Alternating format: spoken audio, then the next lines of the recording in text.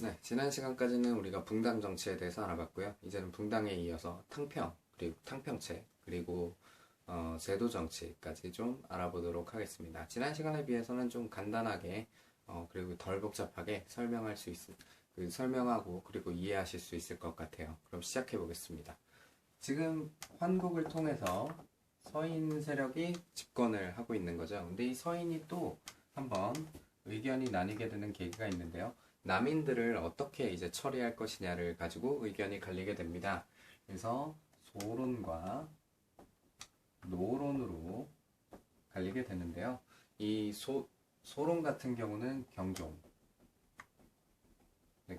쪽 세력이었고, 노론 같은 경우는 영족의 지지 세력이었습니다. 저번에 뭐 최씨 얘기했고 장씨 얘기하면서 얘기했죠. 그래서 이렇게 세력이 좀 갈렸다라고 볼 수 있는데, 소론 세력이요, 노론에 비해서 아무래도 세력이 약하겠죠. 왜냐면 경종은 왕위에 짧게 있었고 영조는 왕위에 오래 있었잖아요.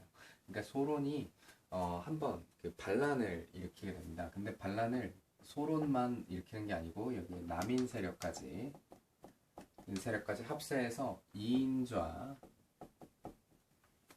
파란색으로 쓸까요? 이인좌의 난이라는 게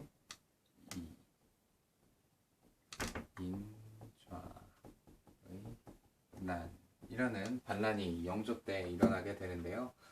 요 반란을 계기로 영조가 붕당 이거 안 그래도 숙종 때부터 이런 뭐 붕당 정치의 폐해에 대해서 이렇게 생각을 하게 됐었는데, 영조가 이걸 계기로 야 이거 이제 붕당 싸움 이대로 두면 진짜 안 되겠다라는 결심을 하게 되는 거죠. 그래서 이때 탕평책이 실시가 되는 겁니다. 탕평책이라는 건요, 그냥 골고루 등용하는 거다라고 이해하시면 되겠습니다. 탕평책으로 유명했던 군주가 2명 있습니다. 첫 번째는 당연히 영조고요. 그리고 그 다음은 정조죠. 입니다. 그러면 이 영조와 정조가 어떤 정책들을 펼쳤는지를 한번 보도록 할게요. 영조는요, 이 노론 중심의 탕평입니다. 그래서 노론 탕평이라고 얘기를 하고요. 정조 같은 경우는 그냥 노론 중심의 탕평이 아니라 정말 그냥 탕평책입니다. 그래서 전론 탕평이라고 뭐 이렇게 이름을 붙일 수 있는데요. 영조 같은 경우는요, 그럼 어떤 정책을 펼쳤는지를 보도록 하겠습니다. 영조는요, 일단 우리가 동인 서인 나뉘게 된 계기가 이조전랑이라는 관직 때문이라고 했잖아요. 이 이조전랑이 시기를 이렇게 지나가면서 권력이 엄청 세져요. 그래서 영조 때 이조전랑의 권한을 약화시킵니다. 이조전랑의 권한을 일단 약화를 시켰고요. 그리고 영조가 또 어떤 정책들을 펼쳤냐면 일단 산림이라는 것의 존재를 부정하는데요. 산림이라는 게 뭐냐면요, 산림이라는 건 말하자면 지금은 없지만 이 송시열 같은 사람이에요. 이렇게 뒤에서 이렇게 자기 제자들이나 뭐 이렇게 뭐 아니면 자기의 뜻에 동의하는 사람들을 이렇게 조종하는 뭐 그런 사람들이라고 생각하시면 쉬운데, 산림 이런 거 없다라고 선언을 해버립니다. 이와 동시에 이제 서원을 정리하게 됩니다. 서원이라는 게 이 사림 세력의 이 근간이잖아요. 향약, 서원 이런 거가 근간이었잖아요. 이 서원을 정리를 하게 됩니다. 이 서원 정리는 뒤에 가서 또 나오는데요. 흥선대원군의 개혁 때 이 서원 정리가 한 번 더 나오게 됩니다. 그때랑 또 같이 보면 좋을 것 같아요. 그리고 이조정랑 약화했고, 산림 부정했고, 서원 정리했고. 자, 그리고 이때 영조 때, 물론 이 문화 파트 때 할 얘기지만, 이때 영조 때 속대정이라는 걸 편찬을 합니다. 네, 이 속대정이라는 건 경국대전을 잇는 이제 법전입니다. 그래서 그게 속대전이다. 네, 그리고 이제 그 다음 군주는 정조죠. 요 사이에 영조가 정조의 아들이 아니라 요즘 뭐 영화 나오죠. 사도세자가 있습니다. 요 사도세자에 대한 입장 차이로요. 시파와 벽파로 또 나뉘게 되는데요. 이 정조 때는 이 노론이 언제나 대세예요. 그러니까 노론이 요 대세 노론 가운데 시파와 벽파 간의 대립이 있었다라고 이해하시면 되겠습니다. 이 정조는요, 탕평책을 위해서 어떤 노력들을 했냐면요. 일단 규장각을 설치를 합니다. 규장각.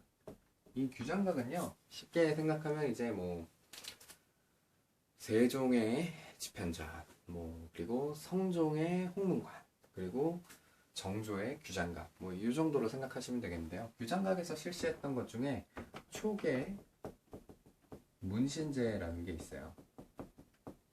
이 초계 문신제가 뭐냐면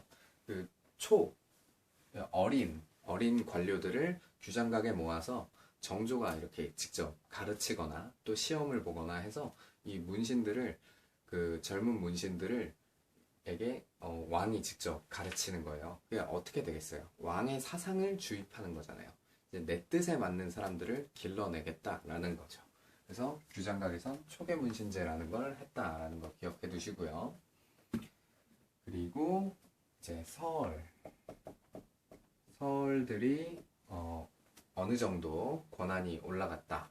그리고 이제 뭐가 있지? 네, 장용영이라는 거는 뭐냐면, 장용영이라는 건 조직이에요. 군사 조직. 그러니까 야, 왕권 이렇게 세다 하고 보여주는 겁니다. 그래서 그거를 보여주는 의미의 것이 또 무엇이 있냐면 수원 화성이 있죠. 네, 수원 화성이 있고요. 그리고 정조 때 이제 신해통공이라고 합니다. 신해통공. 이제 신해통공이라는 건 이제 그러니까 상업을 이렇게 발달을 시키겠다라는 게 일단 명분인데요. 이게 나중에 경제 때 하겠지만 이 노론 세력이 이 시장을 완전히 장악을 하고 있었어요. 근데 그거에 대한 견제거든요. 요거는 나중에 그 경제 파트 할 때 보도록 하고요. 그리고 이제 할아버지는 속대전을 편찬했고 정조는 대전 통편이라는 걸 편찬했습니다. 편찬했고요. 또 뭐 빠졌지? 그리고 이제 이게 중요한데 향약을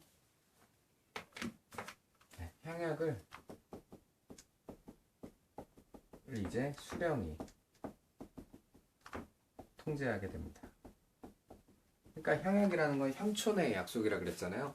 살림 세력들이 지방에서 그 권한과 뭐 이런 기반을 다지게 해주는 게 향약이라고 했는데 이제는 그거를 그 향촌에 있는 그 세력들이 통치하는 게 아니라 아예 수령이 통제를 하는 거다라고 선언을 하게 됩니다. 정조 때는 요 정도, 영조와 정조의 정책은 요 정도 아시면 될 것 같아요. 그리고 추가로 설명할 부분은 나중에 경제 파트, 사회 파트 가서 설명을 하도록 할 거고요. 그리고 이 정조가 죽은 다음이 문제인데요. 이 시스템은 갖춰놨어요. 시스템은 갖춰놨는데 이거를 실행할 만한 사람이 없는 거죠. 그래서 이제 뒤에서 왕을 이렇게 조종하려는 세력이 등장하는데 그 시기를 우리가 세도정치기라고 해요.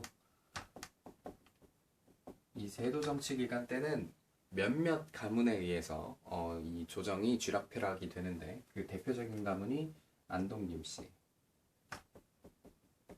그리고 풍양조씨가 있습니다. 네, 저는 옥천조씨입니다. 풍양조씨가 아니에요.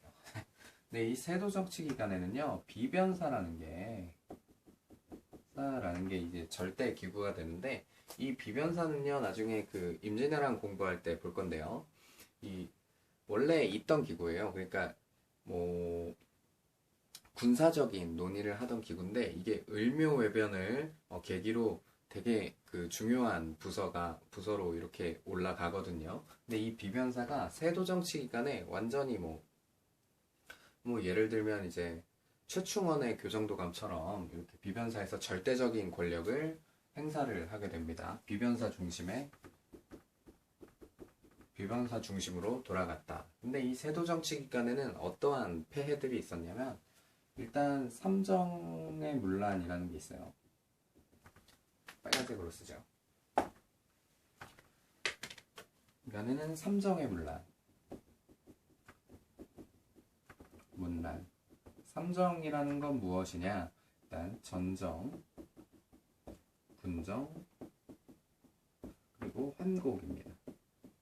근데 이 중에 환곡이 제일 심했다. 근데 이 환곡이라는 건 뭐냐면 뭐 우리가 고구려 공부하면서 얘기했죠. 진대법이라든지 뭐야 그 쌀이 나오지 않을 때, 그러니까 곡식을 거두지 못할 때 나라에서 싼 값으로 이자를 쳐서 빌려주고 곡식을 수확할 때 다시 돌려받는 그런 환곡인데, 요게 이제 문란해져서 이자를 엄청 고리를 쳐서 받게 되는 거고요. 군정은 군포에 관련된 거고, 전정은 밭에 관한 뭐 그런 겁니다. 그래서 삼정이 문란했다. 그리고 이 시기에 매점매석이 엄청 일어났어요. 매점매석.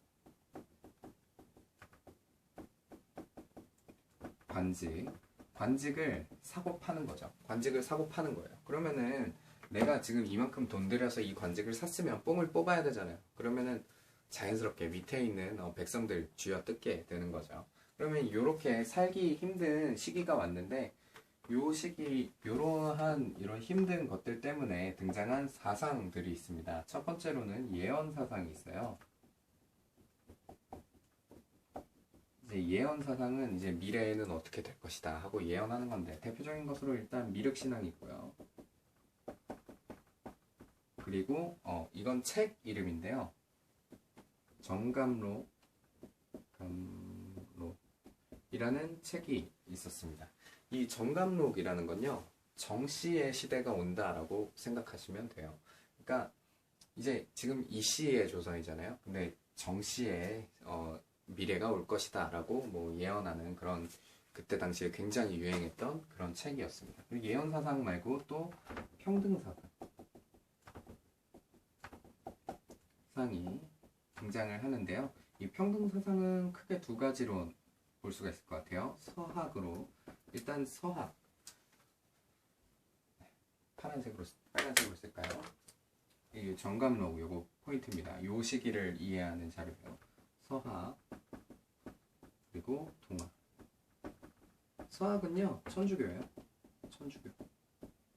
처음에는 학문적인 성격으로 들어왔다가 이제 종교화가 되었죠. 이제 천주교. 동학 같은 경우는 최재우의 이제 천도교는 나중에 이렇게 발달되는 건데, 이제 동학 같은 경우는 최재우, 인내천 사상 뭐 이 정도로 아시면 될 것 같습니다. 그리고 요 세도 정치 기간이 굉장히 혼란스러운 시기였잖아요. 요 시기를 대표하는 이제 민란이 두 가지가 있는데요. 첫 번째는 홍경래의 난입니다. 홍경래의 난. 두 번째는요, 임술 농민 봉기입니다. 임술 농민 봉기인데요. 홍경래의 난이랑 임술 농민 봉기는 요 지도를 좀 그려보면요, 홍경래의 난은 요 지역이에요. 요 지역. 근데 요 지방 사람들이 전통적으로 계속 차별을 받던 사람들입니다. 요 지역은 차별에 검정색으로 쓸까요?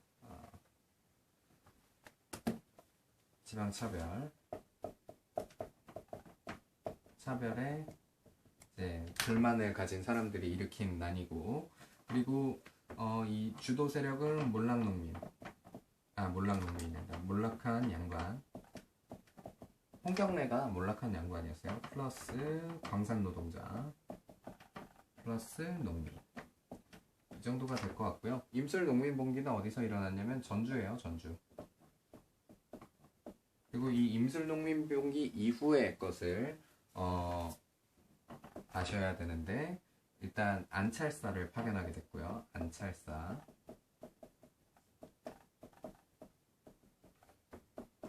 파견하게 되었고요. 그리고 삼정 이정청이라는